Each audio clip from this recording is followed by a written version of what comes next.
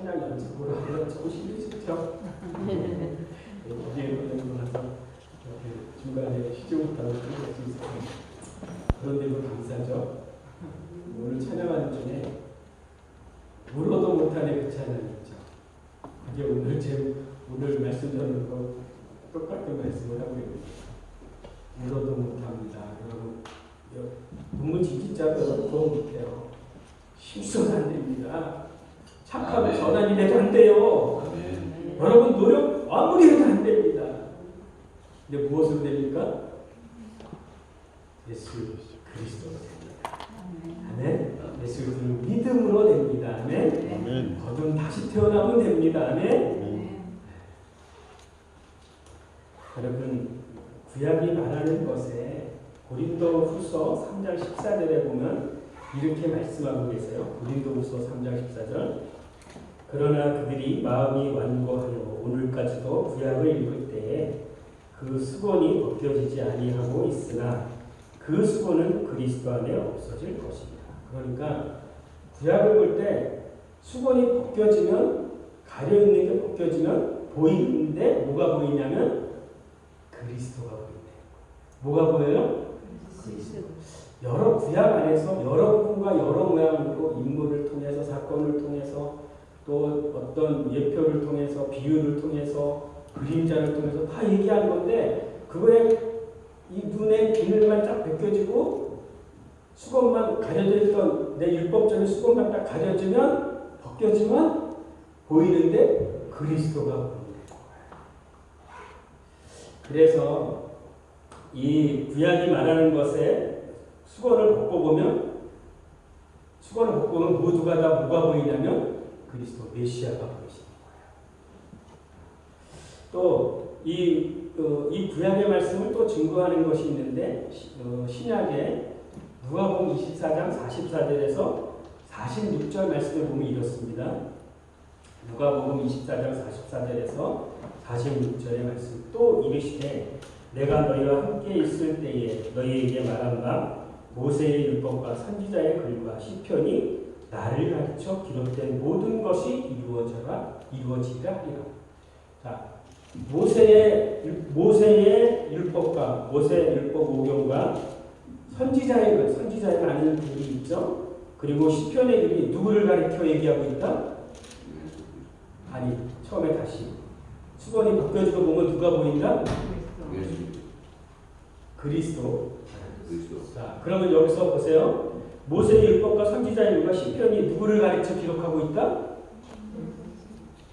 예수 그리스도 맞아요. 그럼 한마디로 예수 그리스도 맞는데 이것을 다른 표현으로 얘기하면 기름 부은 자를 뭐라고 얘기하냐면 메시아라고 얘기하는 거예요. 메시아. 이해되세요? 기름 부은 자를 얘기하고 있대요. 그걸 헬라적인 표현으로는 그리스도라고 표현하는 겁니다. 아멘? 자, 그럼 다시 구약을 볼 때 수건이 벗겨지고 보면 누가 보인다? 그리스도 메시아가 보이는 거야. 이 메시아는 오실 메시아죠. 구약에서는 오실 메시아를 볼 수 있는 거죠. 아멘? 그리고 신약에서 누가가 얘기하는 거는 뭐라고 얘기하냐? 모세의 율법과 선지자의 글과 시편이 가르쳐서 나를 가르친다 그랬는데 그 나가 누구냐면 누구라고요? 기름 부은 자 그리스도 메시아를 볼 수 있다는 겁니다. 아멘? 그런데 이제는 이것이 모든 것이 이루어져야 하리라. 이루어져야 된다는 거예요. 구약이 얘기했던 그 기름 부은 자 메시아가 이루어져야 될 것이 있다는 거예요. 그것은 다른 것이 아니라 율법을 이루는 것, 완성을 그분이 오셔서 해야 된다.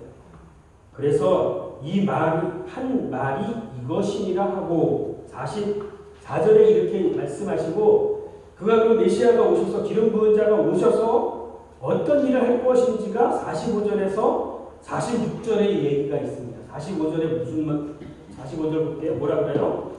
이에 그들의 마음을 열어 성경을 깨닫게 하시고 주님이 성령으로 이 마음의 문이 열려서 이 말씀이 깨달아지게 한다는 거예요. 어떻게 깨달아지는지 봤더니 또 이르되 이같이 그리스도가 무엇을 받고 고난을 받고 첫 번째 고난을 받아야 되고요. 두 번째 3일 만에 죽은 자 가운데서 어떻게 해야 되고 부활해야 되고 아멘? 그리고 그 이름 그 이름이 뭐의 이름이에요? 그리스도 메시아 그림부자 하나님의 아들 그분의 이름으로 죄사함을 얻게 하는 것. 자, 울어도 안 되고 십서도 안 되고 여러분 착해도 안 되고 뭐해도 안 돼. 그런데 무엇으로 돼? 주님으로만 돼. 주님으로만. 아멘.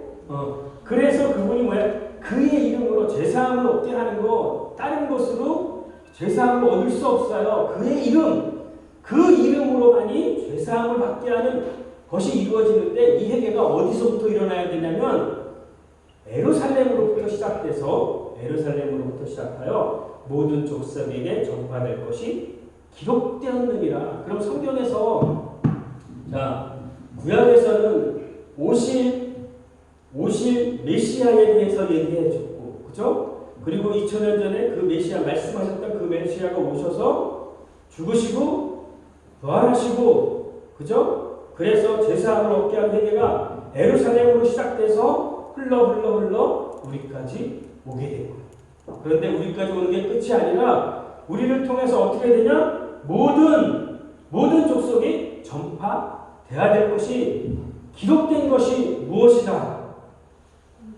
성경이다. 그래서 26절에 46절 48절에 결론을 내는데 뭐라고 얘기해요? 너희는 이 모든 일의 무엇이다? 증인이다.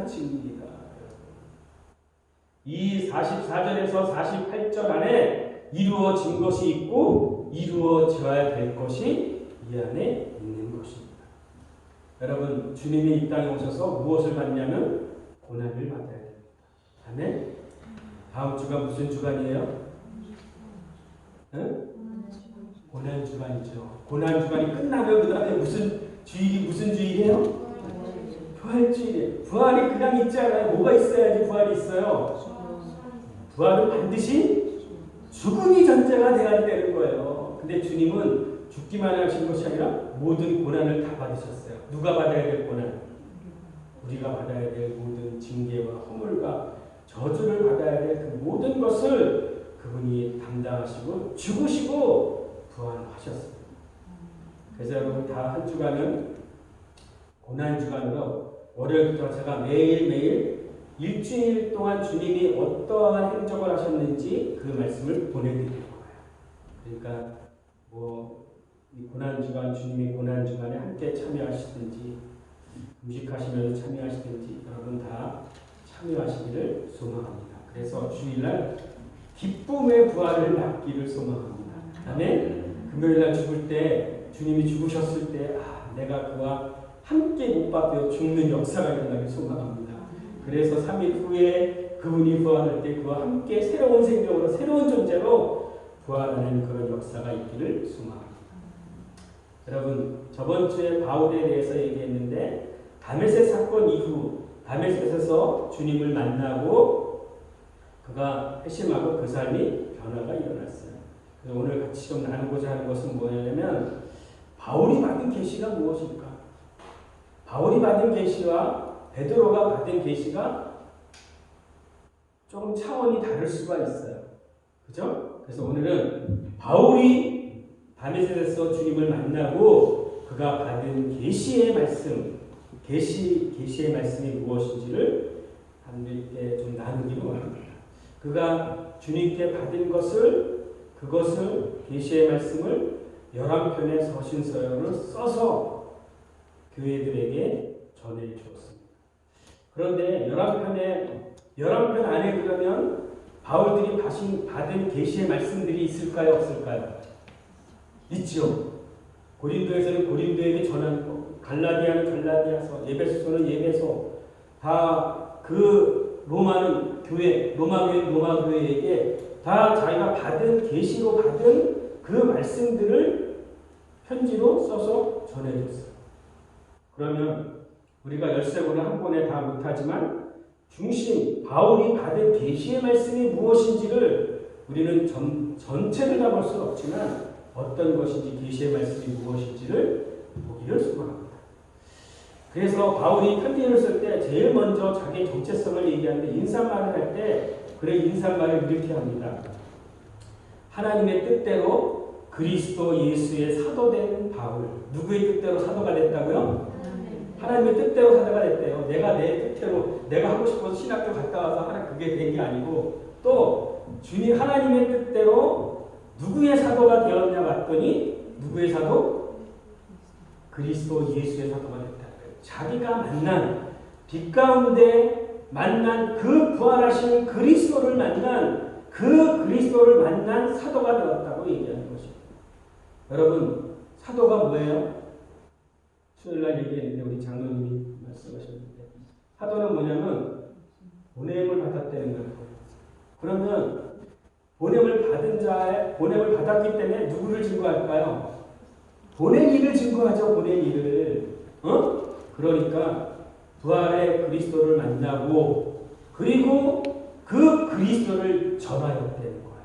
자기가 만난 부활하신 그리스도를 전하는 게 바울이 메시지의 중심인 것입니다. 그래서 인사말에서부터 나는 사도가 된 게 그냥 된 게 아니고 하나님의 뜻대로 사도가 되었는데 내가 만난 그리스도 예수의 사도다. 이것이 그의 정체성입니다. 흔들림 없는 거예요. 그러니까 나를 보낸 자가 누구인지 정확히 아니까 어떤 상황에도 흔들림이 없었습니다. 그리고 빌립보에서 3장 8절에서 9절에 이렇게 말씀하십니다. 빌립보서 3장 8절에서 9절에 이렇게 지금 13편을 다 보지 못하지만 그가 받은 계시 중심이 뭔지를 좀 볼 거예요. 그 중심은 지금 이 결론을 내지만 그리스도입니다. 그리스도. 아멘? 메시아 기름 부은 자예요. 기름 부은 자. 아멘? 그래서 그가 발견한 그리스도가 어떤 건지를 좀 보기 원하는 거예요. 빌립보서 3장 8절에서 9절을 보니까 이렇게 말씀하십니다. 또한 모든 것을 해로 여김은 내 주 그리스도 예수를 아는 지식이 가장 고상하기 때문이라. 그리스도 예수를 알고 깨닫고 이제는 다른 것은 해로 여긴다는 거예요. 배설물로 버린다는 거예요. 내가 그를 위하여 모든 것을 잃어버리고 배설물로 여기겠다는 거예요. 배설물로 똥으로 여길 수 있는 것은 더 귀한 것을 발견했기 때문인 거예요. 그동안 자기가 귀하다고 해서 추구하고 따라갔던 그것보다 더 귀한 것이 있다는 거예요. 그게 무엇인가 봤더니 그리스도를 얻고 저를 따라합니다. 그리스도를 얻고 그 안에서 발견하려 합니다. 누구를? 누가? 바울. 그럼 다시 그럼 여러분의 이름 나는 그리스도를 얻고 그 안에서 발견하려 합니다. 내가 지금 어디 안에 있어요? 할렐루야. 바울이 이거를 발견했어요. 이거를 다른 것을 발견한 것이 아니라 구약의 율법을 지키려고 해서 그 유대인들이 했던 그것에 수건이 벗겨지는 거 보니까 메시아가 보였던 것처럼 이제 바울도 동일하게 다메섹에서 주님을 만나고 나서서 수건이 벗겨지듯이 그 비늘이 벗겨지면서 그리스도를 알게 됐다는 거예요. 그리스도를 얻게 되었다는 거예요. 그리고 그 안에서 발견하려고 합니다. 아멘. 여러분 동일하게 여러분 안에도 그리스도를 얻고 그 안에 있는 나를 발견하기를 소망합니다. 그래서 내가 가진 의로는 율법에서 난 것이 아니요 오직 그리스도를 믿음으로 말미암은 것입니다. 의가 다른 의가 아닌 거예요. 여러분 의라는 게 뭡니까? 하나님이 하고 하지 말아야 될 그 모든 것을 다 지키는 게 그게 의죠. 그게 하나님의 공의를 이루는 거죠. 그런데 그 의를 지킬 수 없는 그 전에 율법으로 이것이 율법으로 난 것 다 지키는 것이 율법으로 난 것이라고 하는데 그 율법 그것을 행함으로써 율법을 지킬 수 있는 사람은 한 사람도 없는 거예요. 그래서 오직 그리스도를 믿음으로 말미암은 그것이 의가 될 수 있는 거예요. 그래서 또 믿음으로 하나님으로부터 난 의라. 그 하나님의 의가 무엇인지를 바울은 깨달았습니다. 여러분 율법을 지킴으로써 하고 하지 말아야 하는 걸 다 지킴으로써 하나님의 의를 이룰 수 있는 육체가 있습니까? 없습니까? 없습니다. 육체로는 하나님의 의를 이룰 수 있는 육체가 없다. 왜요? 이 육체 이게 뭐기 때문에? 잿덩어리. 이거 죄의 종로를 타다가 율법 아래 낳고 율법에 매여서 율법의 종로를 타는 이 몸으로서는 하나님의 의를 이룰 수 없어요. 물어도 안 돼요. 힘써도 안 돼요. 뭐 해도 안 돼요. 척하고 선행을 해도 안 된대. 왜요? 이 몸이 죄의 몸, 율법 아래 팔렸기 때문에, 율법의 노예가 죄의 노예가 되었기 때문에 이 몸으로는 안 된다는 거예요. 빌립보에서 그리스도를 알고 그리스도 안에서 발견된 그 바울의 계시를 또한 우리가 알기를 소망합니다. 또한 바울이 이렇게 말할 수 있는 게 뭘까요? 내가 그동안 알던 모든 지식을 다 배설물로 여겼대. 이렇게 말할 수 있는 거, 그것은 바울이 말할 수 있습니다. 왜요? 바울은 뭐 하던 사람입니까? 바울은 율법에 흠이 없는 자였다. 율법에 흠이 없다는 얘기는 뭘까요? 율법을 다 지키려고 노력했다는 사람인 거예요. 행위뿐만 아니라 율법에서 얘기하는 안식일, 할례, 음식 정결, 절기, 여러 가지 율법이 얘기하는 모든 것을 다 지키려고 했던 자가 바울인 것입니다. 사울이죠, 사울. 그리고 유대교 입장에서 예수를 믿는다는 사람은 이단이잖아요, 이단. 그래서 이단을 잡으려고 하는 것이, 예수 믿는 사람을 핍박하고 죽이는 것이 하나님께 충성하는 것이라고, 율법을 지키는 것이라고 생각한 거예요. 우리 교회 이단이 들어왔는데 이단을 몰아내려고 하는 거, 그거와 똑같은 거예요. 그게 바울이었던 거예요. 행위뿐만 아니라 그 당시 이단이라는 그들 믿는 자들을 핍박하는 것이, 그것이 하나님의 의를 이루는 것인 줄 그가 알았다는 것입니다. 그런데 빛 가운데 부활하신 그리스도를 만난 거예요. 사울아 사울아 어찌하여 네가 나를 핍박하느냐. 사울은 주님을 만나본 적이 없어요. 그죠? 죽었다는 소식은 들었어요. 그리고 예수가 죽었는데 시체가 없어졌다고 얘기하는 거야. 그러면서 그 당시에 유행하던 말이 뭐예요? 제자들이 시체를 어떻게 했다? 훔쳐갔다. 부활은 무슨 부활이야? 부활한 게 아니고 죽은 건 맞아. 그리고 무덤에 갖다 넣었는데 그들이 시체를 훔쳐갔어. 그리고 그들은 없애버리고 부활했다고 얘기하는 거야. 그것을 믿은 거예요. 그것을 믿은 거예요. 그런데 부활하신 그리스도를, 부활 승천에서 보좌에서 부활하신 그리스도를 만나서 사울아 사울아 어찌하여 나를 핍박하느냐. 내가 아는 그 예수는 죽어서 제자들이 없애버려서 숨겨서 어디 있는지 모르는데 부활하신 그분이 자기에게 얘기하는 부활의 그리스도를 만나게 된 것이다. 그래서 내가 알았던 그분이 실제로 죽으시고 부활하셨구나. 스테반의 사건이 생각이 납니다. 스테반이 돌맞아 죽을 때 보좌의 그 영광을 보고 주님이 서 있는 걸 보고 예기해서 돌맞으면서도 그 말하는 그걸 보고 그 영광을 보았던 것이죠. 그리고 그가 변화되기 시작하고 회심하고 그 메시지들이 달라지기 시작한 것이죠. 그가 계시받았던 그 진리는 조금 있다가 전할 것이고, 그 다음에 또 바울이 또 전하는 것 중에 또 뭐가 있냐면, 하나님의 비밀이 무엇입니까? 하나님의 비밀. 예수는 별로 안 좋아. 예수 말고. 구약에서 뭘 얘기했다고 그랬어요? 수건 벗겨지면 누가 보여야 된다고? 그리스도를 다른 표현으로 메시아가 무슨 말이에요? 기름 부은 자, 왕, 제사장, 또 하나 선지자에게 기름 붓잖아요. 그러면 상중직을 갖고 있는 그분이 예수 그리스도, 아멘, 메시아신 거예요. 하나님의 아들이신 거예요. 근데 그 메시아가 하나님의 비밀에 대해서 바울이 계시받고 깨달았을까요? 깨달았어요. 골로새서 2장 2절을 봅니다. 골로새서 2장 2절을 보니까 바울이 깨달은 계시에 대한 말씀이 무엇인가 봤더니 똑같이 그리스도에 대해서 얘기하고 있는데 이렇게 얘기하고 있어요.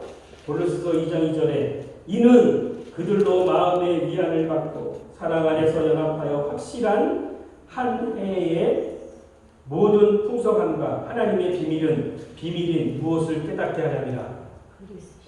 그리스도를 깨닫게 하렵니다. 하나님이 숨겨놓은 게 있대. 그게 뭐예요?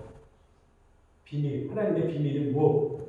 그리스도. 근데 이 그리스도가 지금 어디에 있는 거야? 그게 또 비밀이야. 골로새서 또 다시 얘기했다. 너희 안에 계신 그리스도다. 그것도 비밀인 거야. 이해되세요?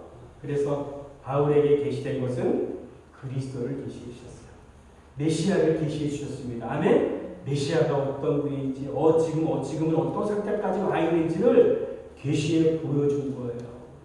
이거는 다른 선지자들, 다른 제자들은 여기까지는 깨달지 못했던 것 같아요. 아니, 물론 깨달아도 그걸 편지에 쓰지는 못했던 것 같아요. 또한, 바울에 대해서 메시지의 중심이 뭘까요? 메시지의 중심은 그리스도십니다. 아멘? 그래서, 자, 에베소서는 뭐라고 얘기해요? 우리를 택했는데 어디 안에서 택했대요? 창세전에 여러분을 택했는데 어디 안에서 택했대? 여러분 지금부터는 무조건 그리스도만 얘기하면 다 맞아. 자, 여러분을 택했는데 어디 안에서 택했대요? 그리스도 안에서 여러분을 택하셨대. 하나님은 모든 걸 계획하셨는데 어디 안에서 계획하셨다? 그리스도 안에서 계획하셨어요. 그리스도 안에서. 그러니까 그리스도를 빼면 하나님이 말이 안 되는 거야. 여러분이 교회가 되냐고 하나님의 아들들이 되게 하는 게 그것이 그리스도 안에서 하나님이 창세전에 계획하신 것이라고 얘기하고 있습니다. 그리고 또 여러분이 아담 안에서 태어났죠. 그죠? 그런데 여러분 예수 때 죽으시고 부활하심으로 여러분 어디 안으로 옮기셨습니까? 그리스도 안으로 옮겨졌어요. 아멘? 네. 또 고린도전서 결정적으로 그래서 이 모든 것이 그리스도로 말미암아서 이루어진 것이라고 해요. 골로새서 15장 45절에서 47절에 보면 이렇게 말씀하고 계십니다.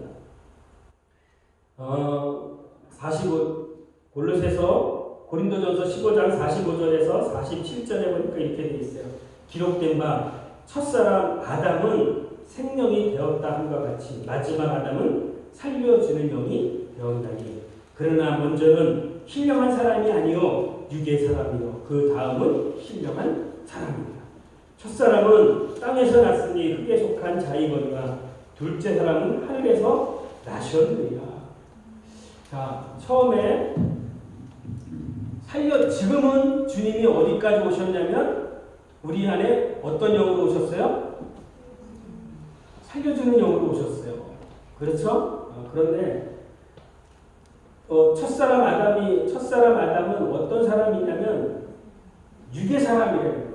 땅에서 난 사람이래요. 이건 한마디로 얘기하면 죄인, 육체, 죄의 몸, 사망, 잿덩어리야, 잿덩어리. 그죠? 그것으로는 그 첫사람 아담으로는 안 되는 거야. 그래서 아담으로는 죽고 아담 안에서 그리스도 안으로 옮겨지는 거, 그리스도로 옮겨지는 것인데 이제는 마지막 아담이 오셔서 그분이 내 안에 살려주는 영으로 오신다는 거야. 첫사람 아담은 살아가야 되는 영인데 살아가야 되는 생명이 되었지만 그는 영원히 살 수 있는 것이 아닌 거예요. 살려주는 영으로 첫사람을 올 수 없는 거예요. 그런데 주님으로 마지막 아담 예수 그리스도로 말미암아 그는 땅으로 육신으로 난 것이 육체로 난 것이 아니라 그분은 신령한 사람이랍니다. 그리고 그분은 하늘에서 난 사람이고 그분은 살려주는 영이 되셨다고 얘기하는 거죠. 그래서 결론은 뭐냐? 그리스도 메시아가 구약을 통해서 메시아가 안 보이는데 수건 벗기고 보면 그리스도가 보여. 그 그리스도가 이제는 그래서 그리스도를 내가 발견하고 내가 이제 그리스도를 전하는 자가 되었고 또 그리스도를 발견하고 그리스도를 알고 그리스도를 알고 그 안에서 그리스도 안에서 나를 발견하고 그러고 보니까 하나님의 모든 계획은 그리스도 안에서 이루어졌어. 계획하셨어.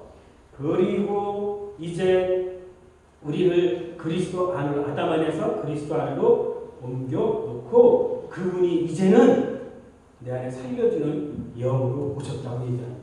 여러분 그러면 살려주는 영으로 오시기 전에 주님이 어떠해야 될까요?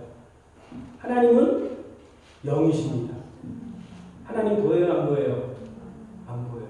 그런데 하나님은 영이신데 그분을 하나님의 영상을 온전히 볼 수 있는 분이 누구를 볼 수 있습니까? 누구를 통해서 볼 수 있어요? 여러분 빌립이 뭐라 그래요? 하나님을 보여주십시오 그랬더니 주님이 뭐라 그래요? 나를 본 자는 하나님을 보였거든 어찌 하나님을 또 보여달라고 하느냐. 하나님은 여기서 보이지 않아요. 근데 누구를 보면 하나님이 보입니까?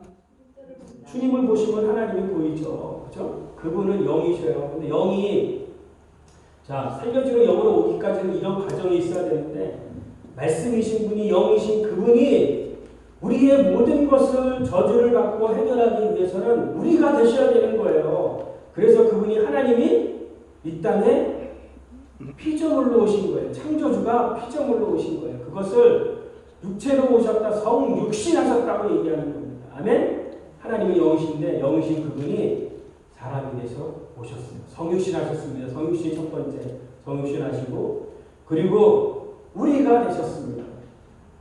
우리가 되셨어요. 그리고 그분이 십자가에서 죽으시고 부활하심으로 말미암아 죽으시고 부활하심이 누구를 위한 것입니까? 하나님을 위한 거예요? 예수님을 위한 거예요? 누구를 위한 거예요? 나를 위한 거예요. 주님이 죽으시고 부활하실 이유가 하나도 없어요. 그분은 하나님이세요. 아멘? 그런데 대신 우리의 모든 것을 다 감당하셨어요. 그리고 나무에 달리는 자마다 뭐 하는 거다? 저주를 받는데 저주를 받으셨어요. 어디? 나무가 어디입니까? 십자가예요. 누가 받아야 될 저주? 내가 받아야 될 저주. 내가 감당해야 될 그 값. 내가 해결해야 될 그 모든 문제를 누가? 주님이 내가 되셔서 십자가에 죽으시고 부활하심으로 우리의 모든 문제를 다 해결하셨습니다. 두 번째, 성육신 육체로 오셔서 우리 십자가에 죽으시고 부활하심으로 우리의 문제를 해결하셨습니다. 그리고 승천하셔서 우리 가운데 무엇으로 살려주는 영으로 오셨다고 말씀하고 계십니다. 그래서 이제는 하늘에 계셨던 하나님이 육체로 오셨던 하나님이 아니고 십자가에 죽으셨던 하나님이 아니고 승천하신 하나님이 아니고 이제는 살려주는 영으로 오셨다는 거예요. 어디에? 내 안에. 그래서 결론은 뭐냐? 신앙생활의 결론, 성경의 결론은 다른 게 아니에요. 하나님의 형상대로 지은 거. 왜 하나님의 형상대로 지었다고요? 하나님이 오셔서 하나님이 살아가기 위해서 하나님 형상대로 지은 거예요. 하나님을 담는 그릇이에요, 우리가. 아멘? 그래서 이제는 살려주는 영으로 주님이 내 안에 오셨어요. 그래서 이제 마지막 남아있는 것은 뭐예요? 그래서 이제는 주님이 살아가는 것이에요. 그게 뭐예요? 그게 그 바울이 계시를 깨달은 계시의 결론이 뭐냐? 갈라디아서 2장 20절에 20절. 갈라디아 2장 20절입니다. 이거 어떤 사도가 이 말씀을 할 수 있겠어요? 성경부터 말씀부터 시작해서 영부터 시작해서 하나님 법부터 시작해서 쭉 얘기할 수 있는 것은 딱 한 사람은 얘기할 수 있어. 어떤 사람? 바울. 왜 바울이 이걸 얘기할 수 있을까요? 바울은 율법에 흠이 없던 자뿐만 아니라 율법을 통달했던 자이기 때문에 그런 거예요. 무슨 말씀인지 아십니까? 율법을 다 알고 있기 때문에 가말리 문화생이기 때문에 이 율법을 풀고 해석하는 그런 자였기 때문에 어부들과는 달라요. 구약에 얘기했던 이 성경의 말씀을 풀어낼 수 있는 것, 바울이 그것을 다 알 수 있기 때문에 얘기할 수 있는 거예요. 그런데 잘못 알고 있었던 게 한 가지가 뭐예요? 이 율법을 지킴으로 하나님의 의를 이룰 수 있다고 생각했던 것이었는데 그것이 아닌 것이었어요. 이 율법을 지킴으로 이 행위로서 율법을 지킬 수 없는 것인데 그것을 깨닫지 못했는데 다메섹에서 주님을 만나고 그가 변화되기 시작합니다. 그래서 그가 전한 메시지가 다른 메시지가 나오는 것입니다. 여러분, 바울만이 할 수 있는 고백이 뭡니까? 계시의 말씀이 갈라디아 2장 20절이라고 얘기하고 있어요. 거기에 보니까 그래서 뭐라 그래요? 바울이 이제는 여러분 안에 결론이 말씀이신 분이 하나님이 영이신 분이 그분이 지금 어디까지 오셨어요? 내 안에 어떻게 살려주는 영으로 오셨죠? 그죠? 그래서 결론을 딱 내는데 뭐라 그래요? 갈라디아 2장 2절 후반부 뭐라 그래요? 이제는 내가 사는 것이 아니라 누가 산다? 내 안에 그리스도가 사신다. 아멘. 그 결론을 딱 내는 거예요. 이제 말씀이신 분이 그분이 이제 과정을 다 겪어서 성령 수행하시고 십자가에 죽으시고 부활하시고 승천하시고 살려주는 영으로 내 안에 오셔서 이제는 내가 사는 게 아니라 내 안에 그리스도가 살아간다. 이제는 그 그리스도의 믿음으로 산다. 아멘. 이게 결론인 거죠. 이것은 바울만이 할 수 있는 것입니다. 바울이 율법에 능통하던 자였고 율법에 흠이 없던 자였고 율법을 지키려고 하던 자였습니다. 그런 율법을 지키려고 하던 자가 깨달은 것인 거예요. 그것이. 그래서 이제는 내가 사는 것이 아니라 내 안에 그리스도가 사는 것이다. 이것은 율법을 지켜본 자만이 바울만이 할 수 있는 것입니다. 바울이 그 전에 했던 게 무엇입니까? 갈라디아 2장 19절을 했습니다. 그래서 갈라디아 2장 20절이 이루어지기 위해서 반드시 뭐가 먼저 이루어져야 되냐면 갈라디아서 2장 19절이 먼저 이루어져야 됩니다. 19절에 뭐라고 말씀하세요? 율법으로 말미암아 율법에 대해서 어떻게 하니? 죽어버려. 자, 율법이 얘기하는 율법의 기능을 얘기하고 있는 거예요. 율법이 얘기하는 거. 율법이 그동안 이렇게 하라 마라 그것을 계속 지켰잖아요. 근데 지키려고 하던 내가 어떻게 했어요? 율법에 대해서 어떻게 했다? 죽어버렸어.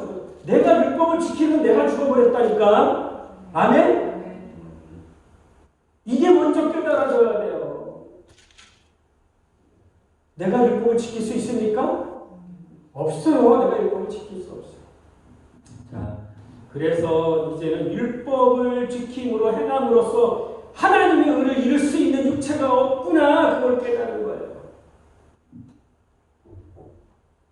그래서 이제는 그러면 여러분 율법이 악한 것입니까? 그럼 율법이 악한 겁니까? 율법도 하나님이 주신 거예요. 율법도 선한 거예요. 거룩한 것입니다. 아멘? 율법도 하나님이 주신 거예요. 그런데 여러분 왜 율법으로는 왜 안 될까요? 율법의 기능을 우리 좀 같이 알기로 율법은 왜 안 되는지.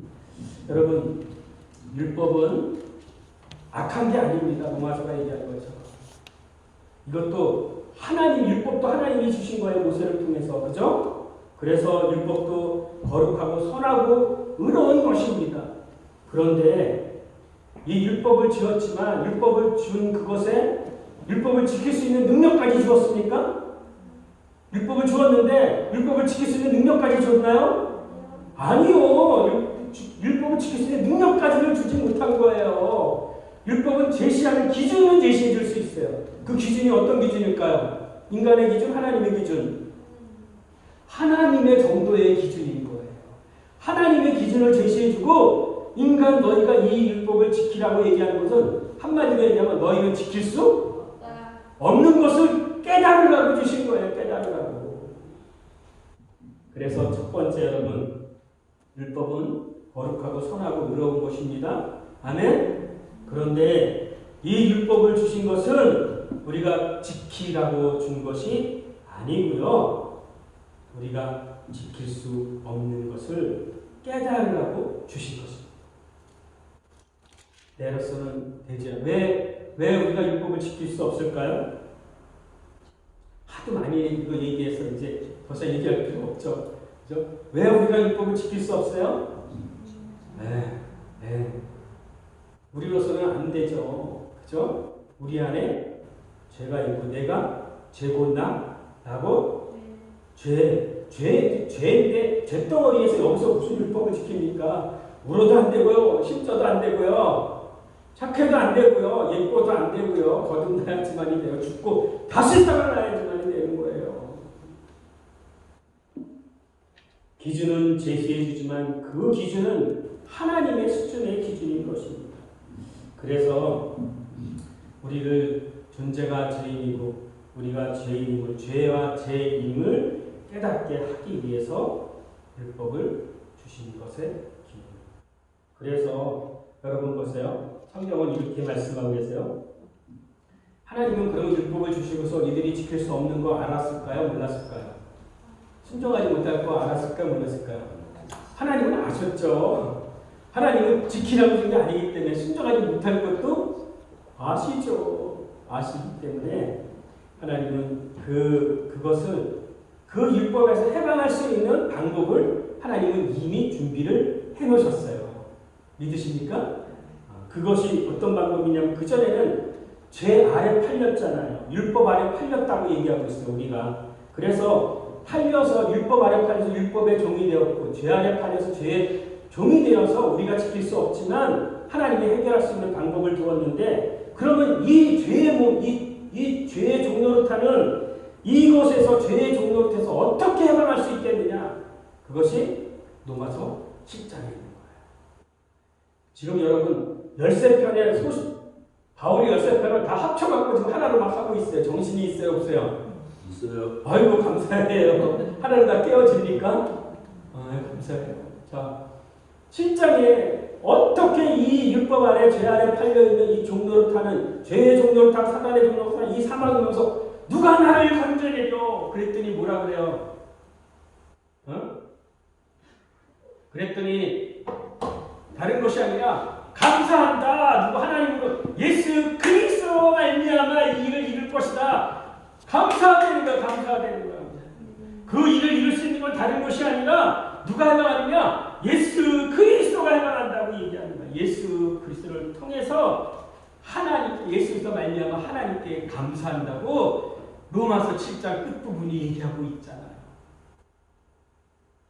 어떻게 왜 주님으로 말미암아 하나님께 감사할 수 있습니까?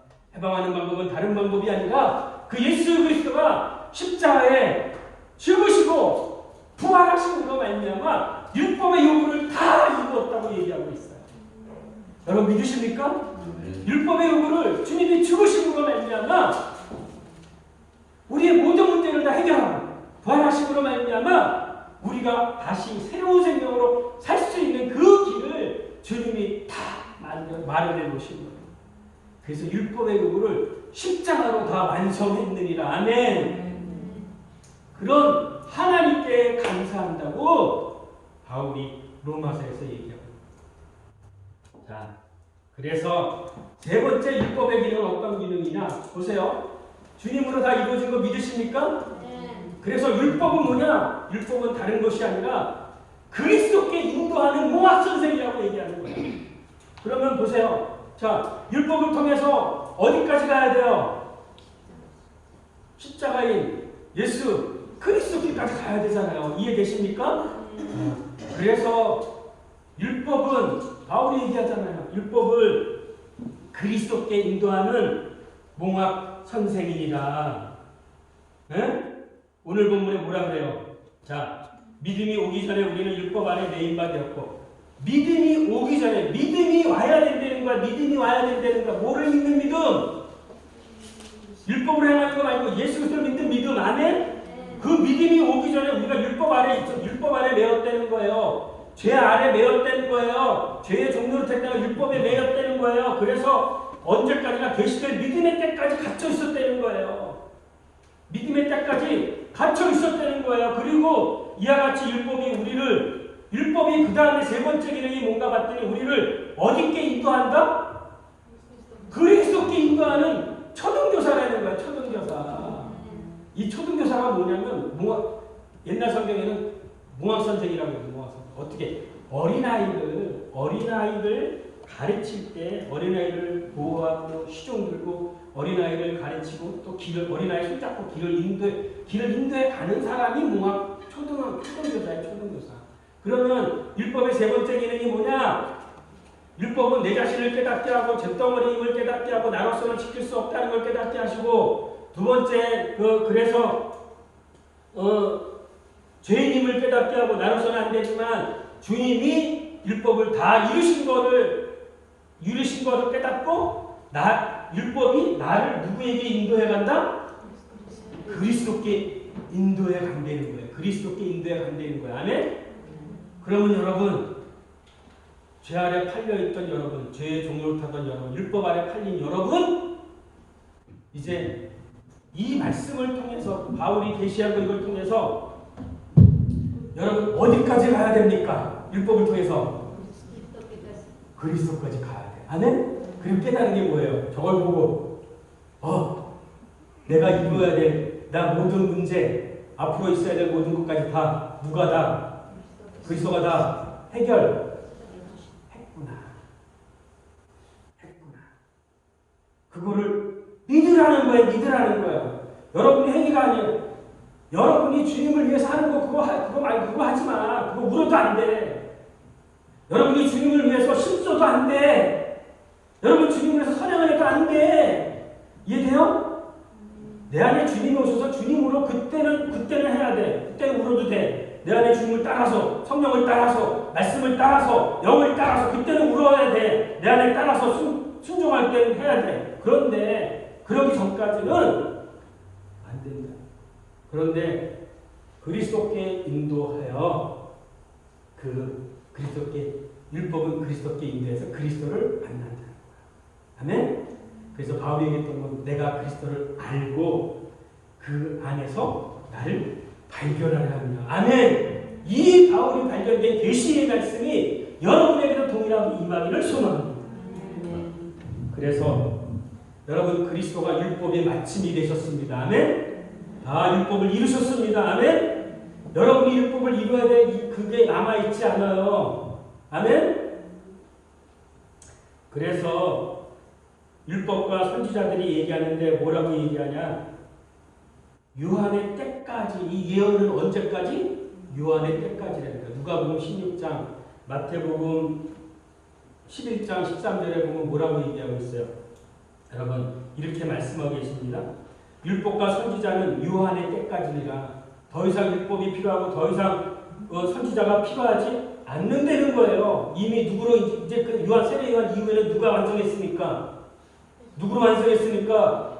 그리스도로 완성했기 때문에 이제는 모세의 글과 선지자의 글과 시편에 있는 얘기 그 예수 그리스도가 십자가로 완성이 되었기 때문에 이제는 율법의 끝이 누구로 끝나는 거예요? 누구 때까지? 세례 요한 때까지. 아멘? 그리고 율법과 선지자는 요한의 때까지 그 후로는 하나님의 복음이 전파되어 사람마다 그리로 침입하는 것. 모든 선지자와 율법이 예언한 것은 누구 때까지? 요한 때까지니까. 세례 요한 때까지니까. 세례 요한 이후로는 주님이 오셔서 율법을 어떻게 했다? 다 완성했다. 선지자의 그 말과 글을 다 이루었다. 아멘?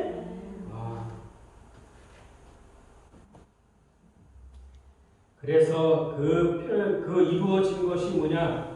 마태복음 26장 28절에 보니까 이렇게 말씀하고 있습니다. 모든 많은 사람들 위하여 피 흘리는 바, 제사함을 얻게 하는 피, 곧 새 언약의 피입니다. 여러분, 주님이 십자가에 못 박혀 죽으신 거, 그 표현을 마태복음이 얘기하고 있잖아요. 뭐라고요? 마태복음 26장 28절에 뭐라고 얘기하고 있어요? 이것은 제사함을 얻게 하기 위해서 많은 사람을 위해 흘리는 피, 흘리는 바 나의 피, 곧 무슨 피다? 언약의 피입니다. 언약의 피. 자, 그러면 여기 보세요. 주님이 십자가에 죽으시고 부활하시고 피 흘리셨어요. 그 피가 무슨 피? 무슨 언약의 피? 무슨 언약의 피? 예대냐 할 때도 언약 맺었잖아요. 그죠? 네. 그러면 이번에 주님이 십자가에 죽으시고 흘리시는 그 피로 말미암아 무슨 언약? 새 언약의 피, 새 언약, 새로운 언약을 맺었다는 거예요. 누구로? 네, 예수 그리스도로 말미암아. 아멘.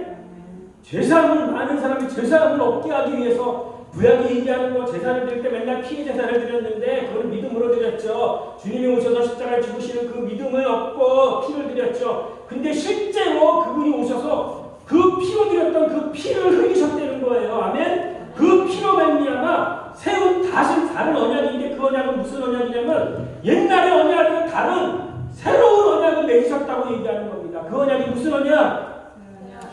새 언약이 되었다는 거예요. 아멘? 예수께서 십자가에 죽으심으로 그 피 흘림으로 말미암아 모든 많은 사람들을 위하여 제사함 얻게 하는 그 피 흘리심으로 우리가 믿음으로 말미암아 새 언약 백성이 되었습니다. 아멘. 내 안에 살아있는 살려주는 영이 오셨다는 얘기는, 죽으시고 부활하셔서 그분이 내 안에 오셨다는 얘기는, 이제 믿었다는 얘기는 결국 내가 무엇이 됐다는 얘기입니까? 옛 언약의 백성? 새 언약의 백성이 되었다는 거예요. 아멘. 여러분, 새 언약의 백성, 율법, 옛날 언약 말고 이제는 새로운 언약을 주님이 피 흘림으로 제사 먹게 하기가 그것으로 완성을 했기 때문에 완성한 것에 믿음으로 우리가 새 언약의 백성이 되었다. 여러분, 새 언약의 백성이 되셨습니까? 아멘. 정말? 네. 여러분, 이제 새 언약의 백성입니다. 새 언약의 백성은 뭘까? 다른 것이 아니죠. 내 안에 누가 오는 거예요? 네, 메시아 그리스도가 오는 거고, 또 그 살려주는 영이 오는 거고, 또 요한복음 6장은 또 뭐라 그래요? 말씀이었다는 표현을 써요. 새 언약이니까 뭐가 왔다? 말씀이었다. 또 뭐가 왔다? 요한복음 6장 63절, 내가 너에게 이런 말은, 여러분에게 이거 믿어진 말이 실제로 지금 얘기한 거 여러분 새 언약 백성들 믿어졌잖아요. 아멘? 그러면 한마디로 얘기하면 여러분의 생명이 어떻게 바뀌었다? 새로운 생명이 되었다. 아멘? 그리고 여러분 안에 뭐가 왔다? 영이 왔다. 성령이 살려주는 영으로 왔다. 아멘? 그리고 또 뭐가 왔다? 새 언약의 백성이니까 진리, 말씀이 왔다. 말씀. 아멘? 그러니까 자, 여기 보세요. 여기까지 왔으면 그러면 이제 내 안에 말씀이 온 게 새 언약의 백성입니다. 아멘? 이 말씀을 전에는 옛 언약의 말씀을 어디에 두었는데? 안에 있어서 밖에 있었어. 밖에 돌판에 생겼잖아. 돌판에. 그런데 이제는 그 새 언약이 이걸 믿어졌다면, 새 언약이 되었다면 이제는 어떻게 했어요? 그 법이 어디에? 내 마음에 기록되고. 아멘? 법이 왔어요. 진리가 왔어요. 아멘? 여러분 안에 말씀이 왔어요. 아멘? 이 말씀이 왔다는 표현을 다른 표현으로 얘기하면 뭐가 왔다? 생명이 왔다. 생명이 온 거라는 거야. 생명. 아멘? 새로운 생명이 왔다. 주님이 왔다. 새로운 생명이 왔다. 또 에레미야에 가면 또 뭐가, 에스겔서는 또 뭐가 왔다는 표현으로 얘기하고 있어요. 영이 왔다. 살려주는 영이 성령이 왔다 그랬잖아요. 아멘? 자, 여러분, 결론입니다.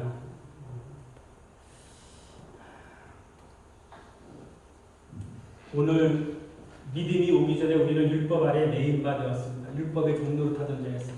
바울처럼 율법을 지키려고 했잖아요. 그죠? 근데 이 율법은 어떤 거예요? 하나님 수준의 기준이라고 했잖아요. 그죠? 그러니까 한마디로 하면 침대를 딱 정해놓고, 침대 사이즈를 딱 정해놓고 사람을 누워갖고 침대를 넘어가, 발가락이 넘어갔어. 그럼 어떻게 해? 율법은 발가락을 잘라버려. 또 누웠는데 발가락 이만큼이 모자라 침대에 닿지 않아. 그럼 어떻게 해? 늙혀서 죽여. 그래서 율법은 뭐야? 살리는 거야? 죽이는 거야? 정죄하는 역할을 하는 게 율법이에요. 율법. 살리는 게 아니야. 율법은 하나님 수준의 법, 그러니까 율법 안에 있는 사람 다 저주를 받는 거야. 다 저주를 받는 거야. 이해되세요? 그래서 이 율법에서 이제는 믿음으로 바뀌는데 어떻게 계시된 믿음의 때까지 우리를 그동안 갖다 놨다는 거야. 믿음의 때. 이 새 언약 주님이 이루신 이 믿음, 이것을 믿는 믿음의 때까지.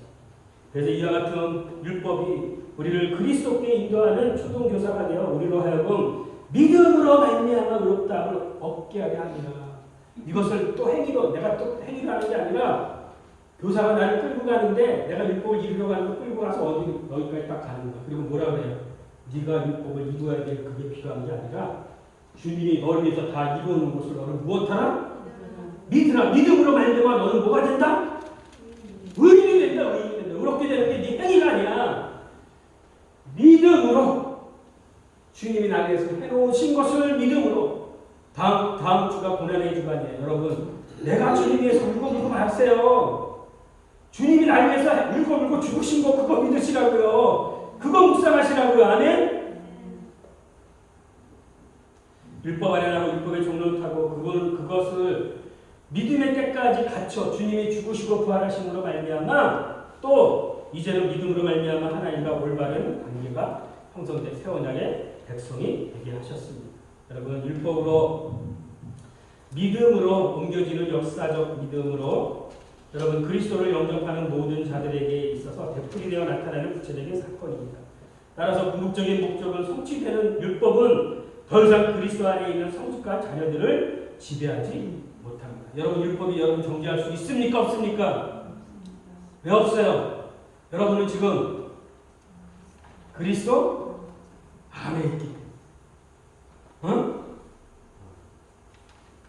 여러분 이 예수 그때 죽으시고 부활하심으로 새 언약이 성취되었습니다. 아멘. 그래서 죽으시고 부활하심으로 새 언약이 이루어짐으로 바울이 한 말은 그리스도 오기 전에는 구원을 얻는 믿음이 존재하지 않는다는 뜻이 아니에요. 믿음이 주님 오시기 전에도 믿음이 있었죠. 주님 올 것을 믿는 믿음으로 피해 제사를 드렸잖아요. 없는 게 아니에요. 그런데 무엇을 바울이 얘기하냐? 완성된 것, 완성된 사역을 얘기하는 거예요. 그리스도의 완성된 사역에 대해서 새 언약의 믿음은 존재하지 않는다는 뜻입니다. 완전한 사역에 대한 지식에 기초한 그것에 기초한 새 언약의 믿음은 존재하지 않는다는 뜻인 것입니다. 율법은 하나님만이 지킬 수 있는 수준의 법입니다. 그래서 우리가 율법의 요구를 이룰 수 없습니다. 따라서 율법은 모든 이스라엘 백성에게 약속하신 것을 얻을 수 있게 한 것이 아니라 단 한 영의 자손인 그리스도가 그 복을 받도록 주어진 것입니다. 하나님은 이스라엘 백성의 율법에 순종하지 못할 것도 이미 알고 계셨습니다.